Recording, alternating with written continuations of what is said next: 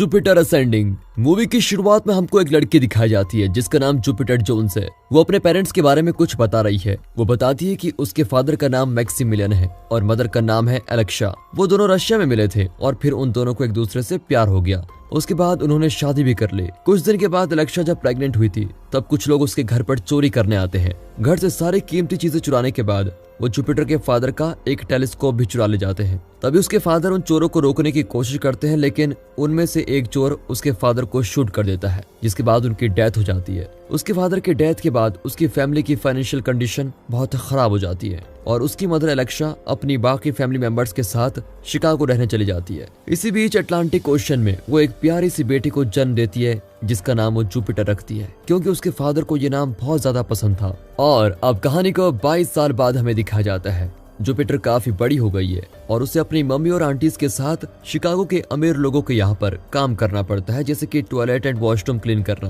क्योंकि उसके फादर की डेथ के बाद उनकी फैमिली को काफी क्राइसिस का सामना करना पड़ा है। वैसे जुपिटर को अपनी लाइफ बिल्कुल भी पसंद नहीं होती। अब एक बार जुपिटर अपनी फ्रेंड कैथरीन के घर पर साफ सफाई कर रही होती है, तभी उसे एलियन जैसे दिखने वाले कुछ लोग दिखाई देते हैं जिन्हें मूवीज में क्रीपर कहा गया है। ये सारे क्रीपर्स कैथरीन पे कुछ रिसर्च कर रहे होते हैं, जिसको देखकर जुपिटर काफी डर जाती है और तभी जुपिटर उनकी छुपके से फोटो खींच लेती है। उसी टाइम जुपिटर के मोबाइल पर एक कॉल आता है, जिसकी वजह से उन क्रीपर्स को ये पता चल जाता है कि कोई उनकी फोटो खींच रहा है। तभी वो क्रीपर्स जुपिटर और कैथरीन दोनों की उस टाइम की सारी मेमोरीज डिलीट कर देते हैं और वहां से चले जाते हैं। जब जुपिटर घर आती है तो वो अपनी फैमिली के साथ टाइम स्पेंड करती है और उसे कुछ भी याद नहीं होता कि कैथरीन के घर पर उसके साथ क्या हुआ।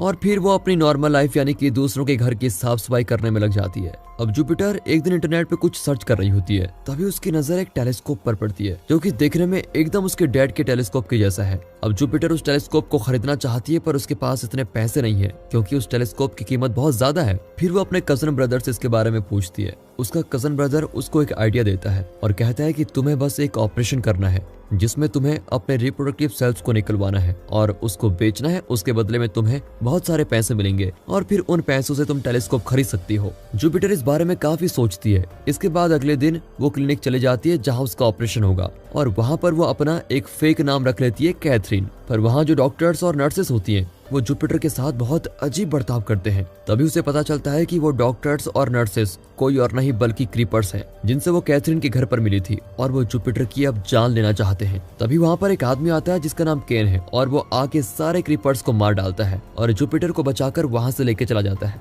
अब जब जुपिटर की आंख खुलती है और उसे होश आता है तब उसे कुछ भी समझ नहीं आता कि वो लोग कौन थे और वो उसको मारना क्यों चाहते थे और ये आदमी कौन है जिसने उसकी जान बचाई है। फिर वो केन से पूछती है कि तुम कौन हो और वो लोग कौन थे जो मुझे मारना चाहते थे। अब केन उसे बताता है कि ये पृथ्वी और इसके जैसे जितने भी प्लेनेट हैं ये सब एलियन रॉयल्टी के लोगों ने बनाया है ताकि वे लोग एक ऐसा ऑर्गेनिज्म को अपने पास रख सके जिससे यूथ सिरम मिल सके। केन जुपिटर से आगे कहता है कि एलियंस में से एक हाउस ऑफ अब्रानिक्स है जो कि मोस्ट पावरफुल एलियन डायनेस्टी है और वहाँ पर सिराफी अब्रासेक्स नाम की एक क्वीन रहती थी जिसके 3 बच्चे हैं, जिनमें से क्वीन के सबसे बड़े और लाडले बेटे का नाम है बालम अब्रासेक्स और दूसरी होती है कलिक अब्रासेक्स और ये क्वीन की बेटी है और तीसरे और सबसे छोटे बेटे का नाम है टाइटस अब्रासेक्स। वो आगे बताता है कि क्वीन के मरने के बाद उनकी प्रॉपर्टी यानी कि यूनिवर्स में जितने भी प्लैनेट्स हैं सब उसके 3 बच्चों में बांट दिए गए, जिसमें से उसके बड़े बेटे को यानी कि बालम अब्रासेक्स को जुपिटर प्लैनेट और उसके ऊपर जितनी भी रिफाइनरीज होती हैं वो और सबसे कीमती प्लैनेट पृथ्वी मिली है,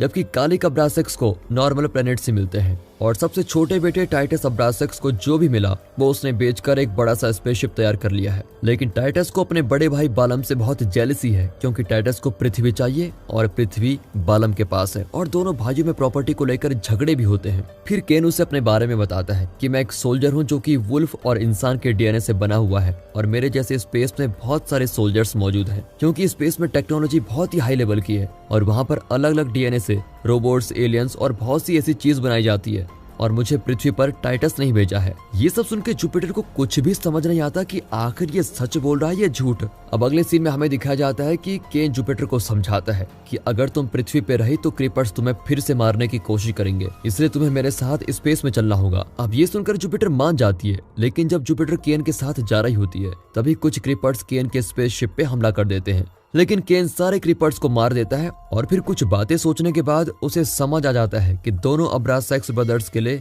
जुपिटर बहुत ही ज्यादा इंपॉर्टेंट है और इसलिए दोनों के बीच झगड़े भी हो रहे होते हैं। उसे समझ आ जाता है कि बालम जुपिटर को मारना चाहता है और इसीलिए ही वो जुपिटर के पीछे पड़ा हुआ है, लेकिन टाइटस उसको बचाना चाहता है और इसलिए उसने मुझे जुपिटर को बचाने के लिए भेजा और उसको लाने को भी कहा है। लेकिन ये लोग जुपिटर के पीछे आखिर क्यों पड़े हुए हैं, इसका आंसर तो हमें बाद में ही मिलेगा। अब इसके बाद टाइटस के पास जाने से पहले केन अपने फ्रेंड स्टिंगर के पास जाता है, जो कि उसी की तरह एक स्पेस का सोल्जर है और पृथ्वी पे रहता है। स्पेस में सभी सोल्जर्स के पास उनके बैक पे पंख होते हैं, पर केन और स्टिंगर के पास नहीं होते।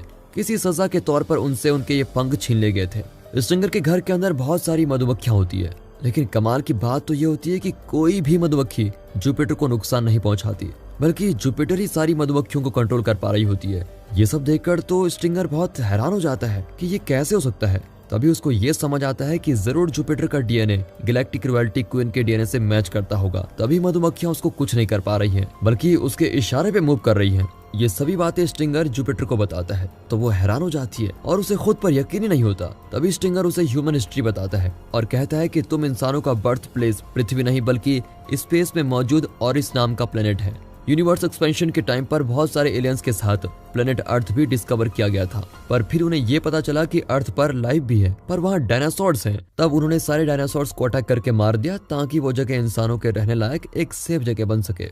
इसके बाद अब्रासेक्स डायनेस्टी की मेन क्वीन ने पृथ्वी पे एक बीज फैलाना शुरू कर दिया और उन सीड्स की वजह से इंसानों की बॉडी अफेक्ट होती गई और उनके डीएनए डेवलप होने के साथ साथ स्ट्रॉन्ग और इवॉल्व होने लगे ताकि वो एक फर्टाइल पॉपुलेशन बना सके। और फिर उन्हें एक तरह का ऑर्गेनिज्म बनाने के लिए यूज किया गया, जिससे कि वो एक यूथ सीरम बना सके और पैसे कमा सके। ये सारा प्लान था क्वीन का और अब वो मर चुकी है, इसलिए पृथ्वी इतनी इंपॉर्टेंट है सभी लोगों के लिए, क्योंकि इंसानों से ही वो यूथ सीरम बनाया जा सकता है। लेकिन अब पृथ्वी बालम के कंट्रोल में है, इसलिए दोनों भाइयों में लड़ाई होती रहती है। जब धीरे धीरे पृथ्वी के लोगों के पास रिसोर्सेस खत्म हो जाएंगे और वो एक्सटिंक्ट होने लगेंगे, तब उनको यूज किया जाएगा सीरम बनाने के लिए और फिर धीरे धीरे इंसान ही खत्म हो जाएंगे।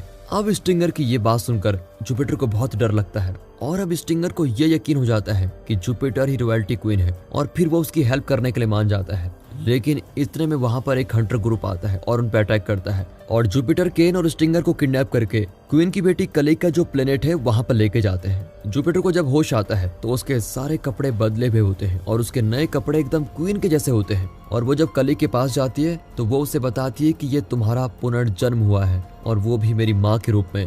ये बात सुनकर जुपिटर बोलती है कि मेरा पुनर्जन्म, ये कैसे हो सकता है? मैं तो अभी बस 30 साल की हूँ और तुम्हारी मॉम की एज तो न जाने कितनी होगी। तो कलिक बोलती है जो जीन्स तुम्हारे अंदर हैं वैसे ही मेरी मॉम में भी थे, तो हम ऐसा समझ सकते हैं कि तुम उनका पुनर्जन्म हो और तुम्हारे रूप में मुझे मेरी माँ वापस मिल गई है। वो बताती है कि मेरी मॉम भी उस यूथ सीरम का यूज करके 1000 साल तक जी, लेकिन 1000 साल होने के बाद उन्हें किसी ने मार दिया था। कलिक जुपिटर से बहुत ही अच्छी तरीके से बिहेव करती है क्योंकि उसे पता है कि जुपिटर जब क्वीन बनेगी तो वो यूथ सीरम बनाएगी और उसका शेयर कलिक को भी मिलेगा। लेकिन उसी वक्त वहाँ पर केन आ जाता है और उसे कलिक के बिहेवियर में कुछ गड़बड़ी लगती है। वो गन कलिक पे पॉइंट करके बोलता है कि अभी तक जुपिटर क्वीन नहीं बनी है। उसके बाद केन जुपिटर को लेकर अपने शिप में चला जाता है, जहाँ शिप की कैप्टन उसे एक प्लेनेट पे लेके चली जाती है और वहाँ पे जुपिटर क्वीन अब्रासिक्स की सारी प्रॉपर्टी और पावर पे क्लेम करती है और उसे फिर वो क्वीन का टाइटल और उसकी प्रॉपर्टी मिल जाती है। फिर वहाँ के लोग उसको वहाँ के सारे रूल्स और रेगुलेशन के बारे में बताते हैं। उसके बाद वो केन के पास आती है। यहाँ वो केन से अपने प्यार का इजहार भी करती है, लेकिन केन उसको ये कह के मना कर देता है कि आप मेरी क्वीन हो और मैं क्वीन के लिए परफेक्ट नहीं हूँ।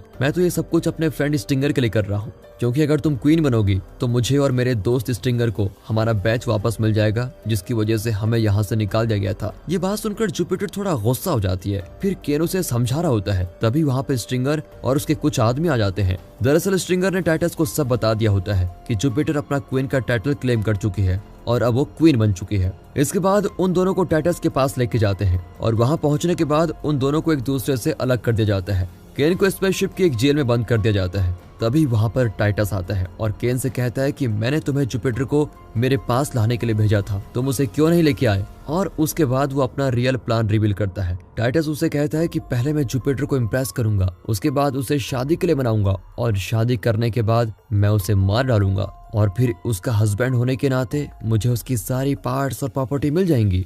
इसके बाद वो केन को खुले स्पेस में भेज देता है और खुद जुपिटर के पीछे लग जाता है उसे इम्प्रेस करने में। वो जुपिटर से कहता है कि देखो सभी पृथ्वी के पीछे पड़े हुए हैं, वो भी यूथ श्रम को पाने के लिए, लेकिन मैं ऐसा बिल्कुल नहीं हूँ। फिर वो जुपिटर को हजारों बोतल दिखाता है जिसमें यूथ श्रम होता है और वो जुपिटर से कहता है कि मैं ये सब रोक सकता हूँ अगर तुम मुझसे शादी कर लो, लेकिन जुपिटर शादी के लिए मना कर देती है। यहाँ बालम को पता चल जाता है कि जुपिटर टाइटस के पास है और जुपिटर को क्वीन की पावर और प्रॉपर्टी मिल चुकी है। दरअसल बालम जुपिटर को इसलिए मारना चाहता था क्योंकि उसे पता था कि अगर जुपिटर क्वीन बन जाएगी तो उसे पृथ्वी क्वीन को रिटर्न करनी पड़ेगी, लेकिन तब तक बहुत देर हो चुकी है। जुपिटर तो अब क्वीन बन चुकी है, इसलिए बालम एक मस्त प्लान बनाता है। वो जुपिटर की फैमिली को किडनैप करने की सोचता है। इधर टाइटस जुपिटर को बार बार शादी के लिए मनाता है, लेकिन वो हर बार मना कर देती है। तभी वो अपनी दूसरी चाल चलता है और जुपिटर से कहता है कि अगर तुम मुझसे शादी के लिए मान जाओ तो मैं तुम्हें केन और स्टिंगर के लाइसेंस रिटर्न कर दूंगा जो मैंने उन्हें सजा के तौर पर उनसे छीन लिए थे। जब केन का नाम आता है तो जुपिटर थोड़ा इमोशनल हो जाती है और शादी के लिए मान जाती है। इसके बाद इन दोनों की शादी हो रही होती है और इधर केन अपने फ्रेंड स्टिंगर को कहता है कि तुम टाइटस को मार दो और जुपिटर को छुड़ाने के लिए जाओ। फिर दोनों मिलकर टाइटस के सोल्जर्स पर अटैक कर देते हैं और उन्हें खत्म कर देते हैं। फिर टाइटस केन को अपनी तरफ बढ़ता देखकर जुपिटर के साथ जबरदस्ती करने लगता है, लेकिन तब तक वहां पर केन आ जाता है और फिर वो टाइटस को गन पॉइंट पे लेके जाता है। तभी जुपिटर टाइटस को पृथ्वी पे वापस चलने का ऑर्डर देती है। अब केन अपनी क्वीन का ऑर्डर सुनकर उसको लेकर उसके घर के लिए रवाना हो जाता है। शिप में दिखाते हैं तो जुपिटर केन को उसका लाइसेंस रिटर्न कर देती है। तभी केन जुपिटर से माफी मांगता है, लेकिन जुपिटर उससे बात नहीं करती क्योंकि वो ऑलरेडी बहुत परेशान होती है। अपने घर पर आने के बाद वो देखती है कि बालम के कुछ आदमी उसके घर पर हैं और जुपिटर की फैमिली को बालम ने किडनैप कर लिया है। बालम के आदमी जुपिटर से कहते हैं कि अगर तुम अपनी फैमिली को सेफ देखना चाहती हो तो तुम्हें हमारे साथ जुपिटर प्लेनेट पर चलना पड़ेगा, वो भी अकेले, जहां बालम तुम्हारा इंतजार कर रहा है। अब जुपिटर अपनी फैमिली के लिए उनके साथ चलने के लिए मान जाती है और बालम से जाकर मिलती है, जहां बालम उसकी फैमिली के बदले उससे कहता है कि तुम्हें पृथ्वी पे हार्वेस्टिंग फिर से स्टार्ट करनी पड़ेगी। लेकिन जुपिटर मना कर देती है क्योंकि अगर वो हार्वेस्टिंग करेगी तो पृथ्वी के सभी लोग मारे जाएंगे। इनकी बातें चल ही रही होती है कि तभी वहां पर केन रिफाइनरी में एंटर करता है और वहां ग्रेविटी हेल को डैमेज कर देता है, जिसकी वजह से वहां की ग्रेविटी डैमेज हो जाती है। अब बालम केन का सामना करने के लिए एक हाइब्रिड मॉन्स्टर को भेजता है। इसका फायदा उठाकर जुपिटर बालम पे गन पॉइंट करके वहां से निकल जाती है और अपनी फैमिली को सर्च करना शुरू कर देती है। लेकिन तभी उसके सामने बालम आ जाता है और जुपिटर पे खतरनाक अटैक्स करता है। दोनों में जमकर लड़ाई होती है। तभी बालम कन्फेस करता है कि प्रॉपर्टी के लिए तो मैंने अपनी माँ को मार दिया था और अब मैं तुम्हें भी खत्म कर दूंगा। तभी शिप में एक ब्लास्ट होता है और बालम नीचे गिर के मर जाता है। जुपिटर भी नीचे गिरने लगती है। इधर केन उस हाइब्रिड मॉन्स्टर को मार गिराता है और तभी उसकी नजर जुपिटर पे पड़ती है और वो उसको बचा लेता है। यहाँ रिफाइनरी में चारों तरफ आग लग जाती है और वहाँ सब कुछ तबाह हो रहा होता है। तभी केन की शिप की कैप्टन देखती है कि केन और जुपिटर तो बाहर है और वो उन्हें खोजने के लिए उनसे कांटेक्ट करने की कोशिश करती है। तभी वो देखती है कि केन और जुपिटर शिप के पास ही है। कुछ टाइम के बाद हम जुपिटर को उसकी फैमिली के साथ देखते हैं। उसकी फैमिली की मेमोरी से उस टाइम की सभी चीजें डिलीट हो चुकी हैं और उन्हें कुछ भी याद नहीं रहता। अब जुपिटर सीक्रेटली केन से मिलती है और अपने सारे प्लैनेट्स की रक्षा करती है और वो दोनों एक दूसरे से अपने प्यार का इजहार भी करते हैं और उसके बाद एक साथ रहने लगते हैं। और दोस्तों, इसी के साथ ये मूवी यहाँ पर खत्म हो जाती है।